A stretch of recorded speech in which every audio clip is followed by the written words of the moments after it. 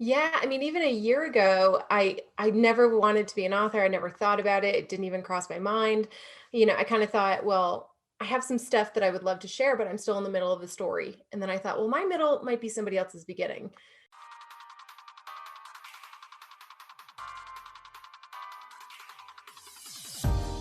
Hey everyone, this is Kim O'Neill from the Every Day is a New Day podcast and live show, and you're listening to the Going North podcast with the hilarious Dom Brightman.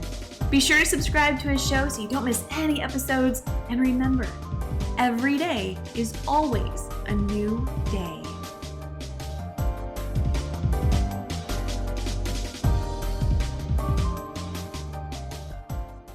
And today on the Highlight Reel Builder for Office, known as the Going North podcast, we got another super special, awesome guest for you today because my goodness, this podcast has become a magnet for some awesome humans that are across the globe. And this one is in the US of A because she is a professional on-camera host, speaker, and actress all the way from Holt, Michigan.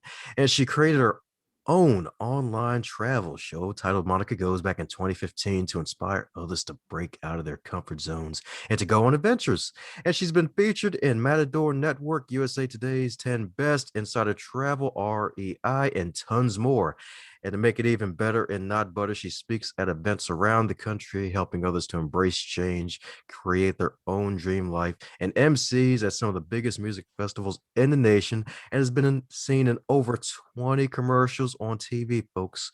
20, just one shy of the drinking age. And when she's not traveling, thanks to COVID, Monica can usually be found on a hiking trail with her adventure dog Millie, exploring their new home in Denver, Colorado. So let's give it up for the fabulous MO herself, Miss Monica Ortega. How you doing today, Monica? I'm good. Thank you so much. Quite the intro. Oh yeah. It's great when folks actually list their easy to read bios online, and then I just splice it up a bit. Hey, at least you didn't make anything up. Oh yeah, I could have said you tackled like 20 alligators and turned it into purses for later while wearing a Oh cowgirl gosh. hat.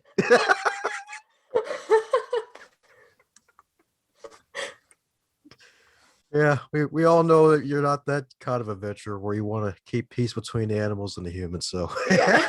I didn't put that in there. It would have been a whole different kind of show. Not really. I would have been asked like, "Oh God," it's like, so where did the gun show happen? It's like, was it CrossFit? Like, how'd you tackle the alligators? Oh my gosh. Oh man, but it's not about alligators. It's about the marvelous Monica. So I'm filling in any cavities I missed about you in the introduction. Yeah, my first book, The Power of Pivoting: How to Embrace Change and Create a Life You Love, just came out on April 1st. So that's been exciting. A different kind of pivot from the traveling since we couldn't do that. Oh yeah, and the best thing about it is it wasn't even an April Fool's joke. That's the best part about it. Exactly. Yes, indeed. Yes, indeed. And I hear that this book of yours, it's freaking magical because at first this wasn't even on your radar. And then when you realize you started writing, like, oh crap, I really have a lot to say here. Yeah, I mean, even a year ago, I never wanted to be an author. I never thought about it. It didn't even cross my mind. I kind of thought, well, I have some stuff that I would love to share, but I'm still in the middle of the story. And then I thought, well, my middle might be somebody else's beginning. And then I sat down to write it. 2020 happened, so everyone's in the middle of this change, and I thought, I'm really good at change, so maybe I can help some people, and sat down to write this, and it was like 3 weeks later I had a book. I was like, "Oh, I guess I had some stuff to say." There you go. That's right. Lots of good stuff to say indeed, because I believe your whole life is all about the magical word of pivot before people really, really get sick and tired of it and just want to jump off of like all the cliffs. Right. I know that was one of the reasons I ended up getting it out so quickly, is because the word started popping up everywhere, and I thought, "Oh my gosh, I have to get this out before everyone's sick of it." But also, I love the word because I feel like change feels scary and pivot just feels more like, let's see what's this way." Like it's a little bit more curious and optimistic. That's right. The CEO for Colorado, curious and optimistic. That's what I'm talking about indeed. That's right indeed. Is that also what the O in Ortega stands for? Optimistic? No, but it probably could now. I wasn't always this optimistic, that's for sure. I was definitely afraid of all things change, and tried to play life more conservatively. And then, I had some things happen and my life changed overnight. And I realized, okay, look, this is going to keep happening. So I better get used to change and learn how to embrace it. Oh God, it's gonna keep happening. No, I'm Well, scared of everything. maybe not a global pandemic happening, fingers Okay, crossed. good. All right. No, but I think it's so interesting, right? Like everyone's talking about pivoting and change, but the truth is we're always pivoting and changing. It's just this was one giant thing where we're all going through it at the same time. So it became super highlighted in front of mind for everybody. But the sooner we can learn to embrace change, the better off we'll be for everything that's going to happen from here on out. Heck yeah, I can see that again. Because if I'm not mistaken, one of your original goals in life was to become a high school guidance counselor at one point, right? Oh wow, yeah.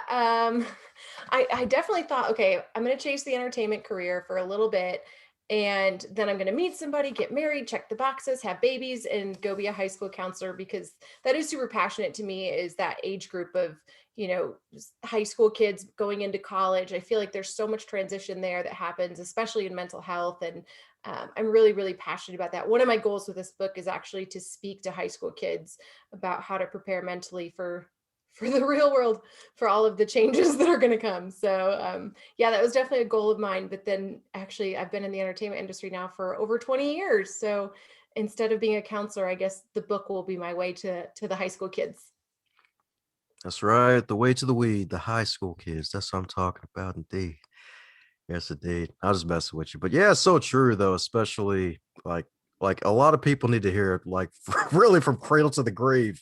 Folks need to hear that. Hey, pivoting is going to happen. Success is never a straight line. Heck, life is never a straight line. You think you're going to be a PC repair person, going to be in the entertainment industry, going to be like I don't know, tackling kangaroos in Australia. Like, no, you could just be like a librarian or maybe a random grocery store manager on your way to something else. It's crazy, right? Because the average person, I think, changes careers 7 times in their lifetime.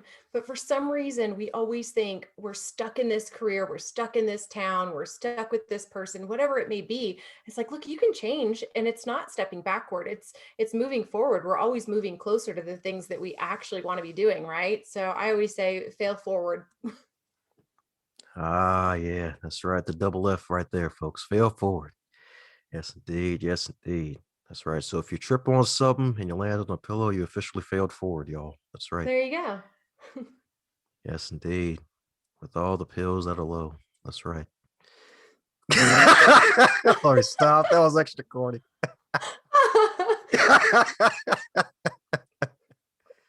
Oh my goodness. Well, that's what I'm talking about, Dade. So yeah, so with all the wonderful career changes, what's probably because if I'm not mistaken, I believe things kind of got a little concrete for you after, I guess, when you found your lane in the country music world for a bit, if I'm not mistaken, right? Well, it's funny, I bounced around. So I was a musical theater major in college and ended up going to Nashville to sing and write country music, realized I didn't like the music industry, and then moved to LA to become an actor, which I did for a long time. I still do. But I would find myself on set being like, I wonder if I'll be home in time for The Bachelor. Like, I wonder if I'll be home in time for dinner. And I thought, this doesn't light me up the way I thought it would. And so I was reading You Were a Badass by Jen Sincero. And it was like, when are you your best self? When are you happiest? When do you lose time?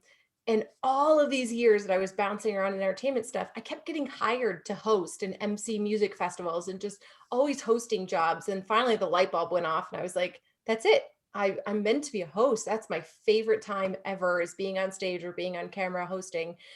So yeah, then Monica Goes was born, and 6 years later, here we are. Ah, there we go. Six pack abs later. That's right. Here we go. Oh gosh, I wish. Don't worry, it's all there. They just hide behind skin material for a lot of us. That's all. Well, one of the things I say with the show is that I like to show the everyday average person. And if I can do it, anyone can, because I kept seeing these girls that had the six pack abs hanging off of, big rock climbs, or people, adrenaline junkies, wingsuiting. And I thought, what about the normal people that maybe just want to try a hike or a road trip and nothing crazy? So that was a big part of the inspiration as well. So my non six pack has gotten me this far. There you go. Don't worry, he'll get you even further indeed. So speaking of adventures with the show, it's probably been the craziest adventure because I wasn't able to catch all of the Monica goodness on your wonderful show and the clips on Oh my YouTube and gosh. whatnot. There's been so many, but I think there's two that really stand out. One was snorkeling the silverfisher in Iceland. It's the only place in the world where you can touch two continents and the water is 36 degrees. And then the second one would be I went skydiving and landed in a vineyard in Chelan, Washington, which is pretty awesome. I mean, I literally slid in and they like handed me the glass of wine. I mean, you can't really top that. Yeah, it really can. It's like, oh yay, adrenaline, some wine to taper it off a bit afterwards. Yay. Exactly. Oh man. So any more adventures planned now that we're slowly moving away from this COVID now that folks are getting vaccinated and whatnot? Yeah, I mean, I've just started kind of reaching out to destinations and starting to make some plans. The big one on my list that I haven't done yet that I really want to is scuba diving. I loved snorkeling way more than I thought I would because I'm not the best swimmer, but like the equipment kind of holds your breath for you. So Oh. it's a little bit easier. So I'm like, I think I would like scuba diving. But in the meantime, my boyfriend and I just started Denver Diner Duo. We have a whole like separate show now just to eat around town. So it's been fun. It feels like we're traveling because we're going to all sorts of new places and eating our hearts out. There you go. So the new 3D hour, huh? The Denver Diner Duo. Yeah, I mean, I think it was literally just because we like to eat a lot, but it's turned into a fun project and a way to like keep content going until we can actually get out a bit more. Yeah, that's right. That's right indeed. Content indeed. The world loves content. That's right. Gotta feed the content machine, the content monster. That's right. One of the few areas where gluttony is accepted, at least on the internet anyway. Right.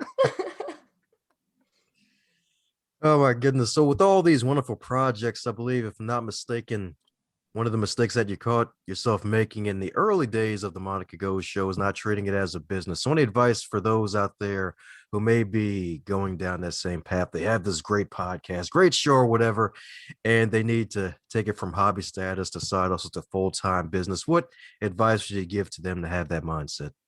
Yeah, I would say, again, treat it as a business, figure out a way that it can be scalable and that it can make money. So like just an example, when I started, I wanted the show to be about facing fears, and I love the national parks and hiking, which is lovely, and it's definitely still a part of the show, but that doesn't pay.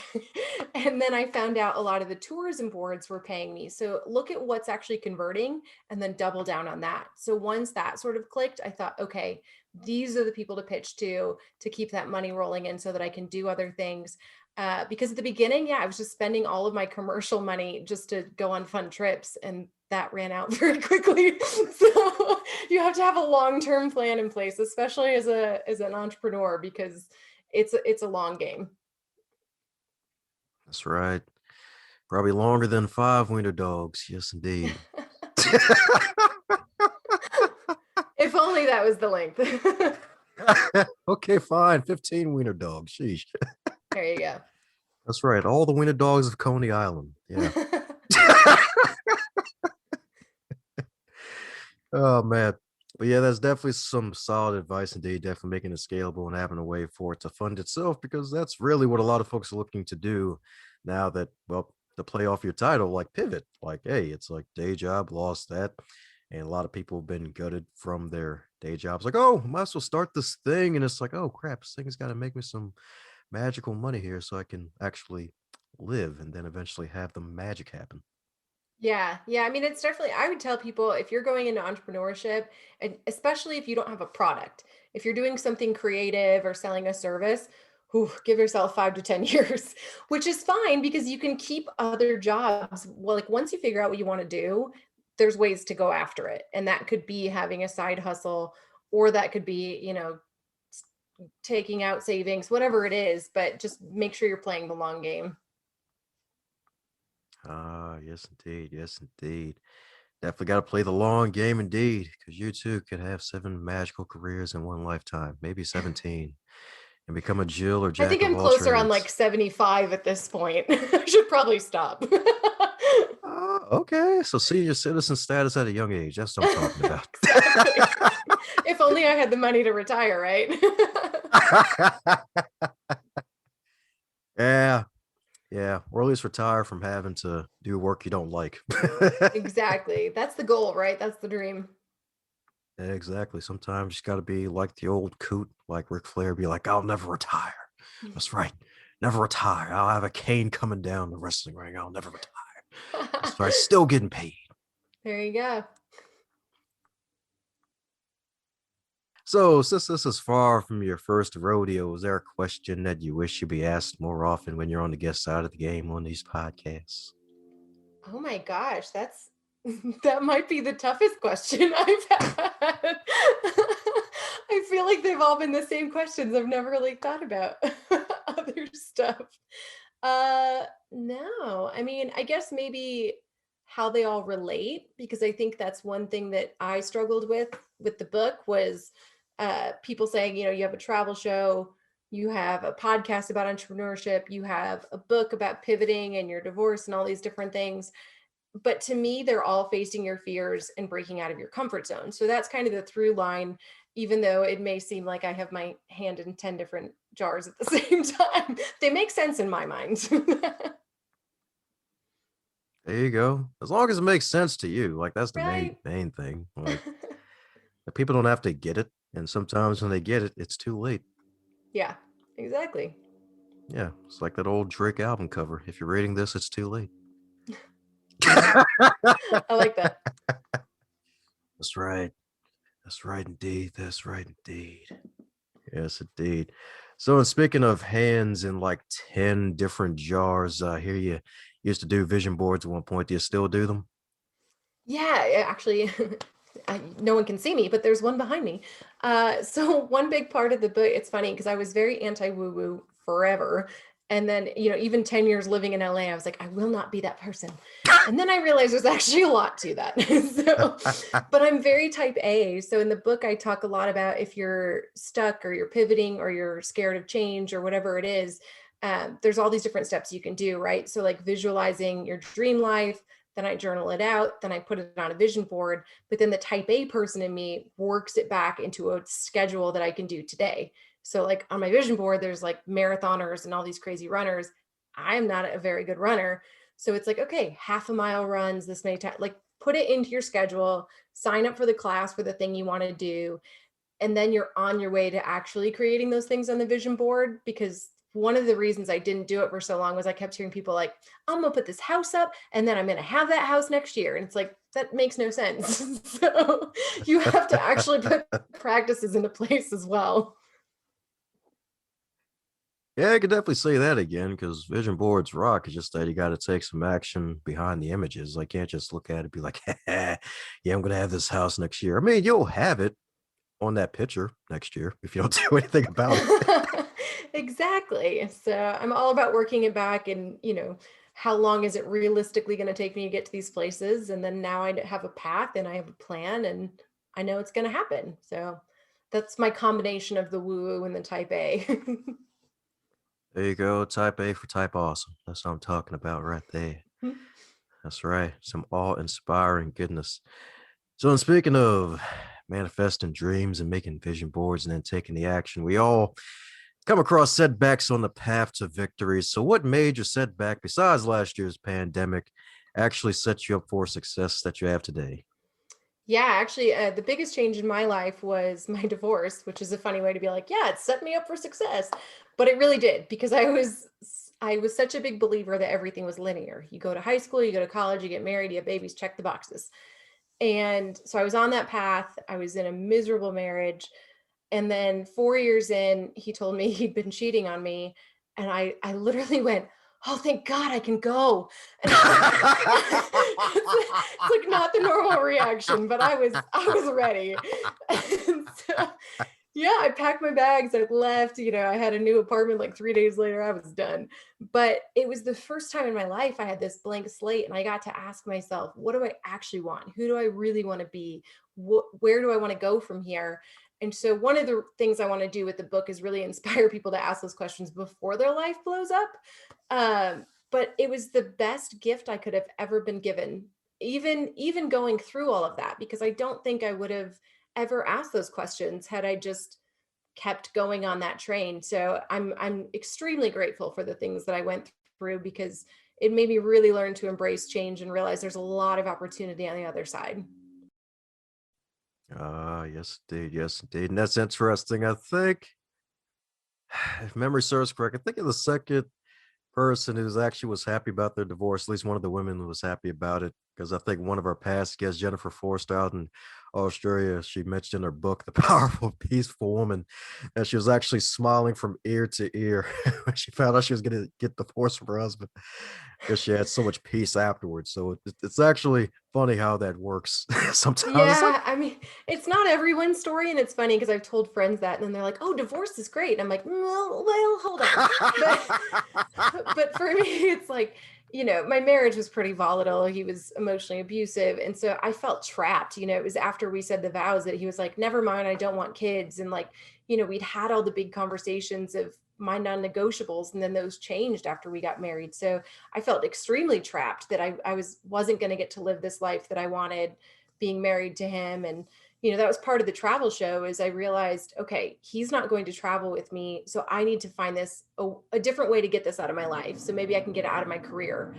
And that was part of the reason I started the show. Plus, it was an outlet for me, definitely kept me sane during those years. But yeah, so when he finally confessed everything, I thought, well, one, I'm not crazy, and two, I can leave. So I was stoked. I think I went on a date like a month later. uh, well, glad you're able to escape, especially since it sounded like it was something. Well, it sounded like it was probably dangerous situations. It sounds like it was volatile with all the emotional abuse to boot. So glad you're able to get out of that without any physical scars, I hope. Yeah, yeah, absolutely. No, I mean, I say this about everybody, but he did the best he could with what he knew and what he grew up with. So there's no bad blood there. And like, even talking about it in the book, I'm like, there's my goal is not to slam anybody. It's literally to use the lessons that I've learned to hopefully inspire other people on their own journey. And that's it. He never had to tell me anything, and he did. So he gave me the greatest gift by letting me go. Ah, that's right. The gift of freedom. Yes. Yes, indeed. Yes, indeed. That eventually probably is on her path to bigger financial freedom. Hopefully. Fingers crossed. We'll see how the book does. So speaking of the book, is there anything else you expect folks to gain out of this book besides the gift of magical change if you tap into it? Yeah, there's a lot of practical stuff in there. I have exercises at the end of each chapter, because the one thing I always say is, yes, it goes through my own journey, but it's really a book for everybody. And I want those lessons to really, truly inspire people to create those changes in their own life.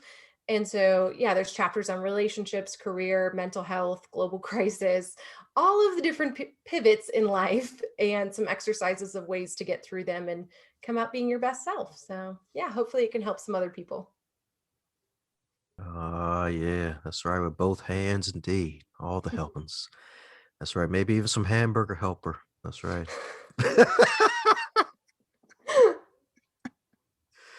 Oh man. Yep. Yeah. Told you it was the danger zone.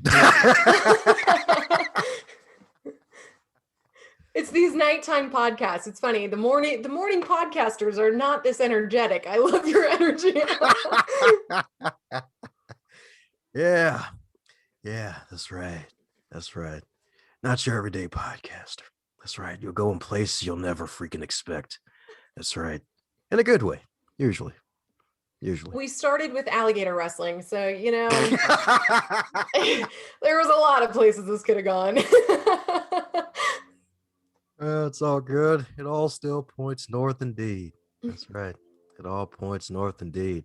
So, speaking of pointing north, we're coming down to the magical question that every guest gets to receive. And that is, if you're to wake up tomorrow and you're 25 again, but this time in the current year of 2021, with all of your knowledge and experience, what advice would you give to yourself? Oh man. Well, one, I think I would have hustled a lot more because I would have had a lot more energy at 25. But I think just in general, the thing I tell everyone is just to be kind to yourself. I think so often we get in that comparison and hustle mode. And it's really especially important now with everything going on to just be kind to yourself and take it day by day. There you go. There you go. Hustle and be kind to yourself indeed. That's right. Especially when you're younger, indeed, where you have more energy. And don't care as much. That's the one thing. Oh man, I love getting older. You don't care as much. So I wish I would tell my 25-year-old self to stop caring so much what other people think. Ah, yeah. And the funny thing is, she could pass for 30, y'all. She's being modest. I'll take it. Yes, indeed. Yes, indeed. Well, there you have it, folks. So, for those who want to take all the copies of Monica's marvelous books, what's the best way for folks to keep in touch with you and all that good stuff? Yeah, absolutely. So my show, Monica Goes, the podcast, the book, they're all on my website, monicagoes.com. And social media, I'm at Monica Goes Show and at Power of Pivoting. And then the book is available on Amazon. Well, there you have it, folks. Pick up a copy or 20 of The Power of Pivoting on your favorite website. Indeed, pivot your way to Monica's site. Follow her. Keep up with all the stuff that she's doing. Find out what her next adventure is. And maybe one day she might actually fight those alligators. And it'll be a Monica gun show. It's going on my list now. That's right. Fighting alligators and being a ninja with some penguins so they can do some penguin adventures. It'll be freaking great. It'll be Monica and the Penguins. That'll be her dream music band come true. Another adventure to be on the lookout for. That's right. And if the next yap's at 10 years, let me know so I can come back for royalties. So before. Oh, man. Sorry, party words before we close up shop, Monica. Oh man, I don't think so. I really appreciate you having me on. And I just really want to pass on the message to be kind to yourself and take things one day at a time. How's it going, my friend? I'm glad you made it to the end. That shows that you really enjoyed what you heard and you are an uncommon finisher. Thanks for giving this show a listen. If you really want to help out the show, be sure to subscribe, leave a review, and share this with someone that you care about or someone that needs to hear this message because we want to spread this podcast around like butter on bread if that's your type of thing. And if it's not your type of thing, still spread it around anyway because good stuff needs to be shared with good people like yourself.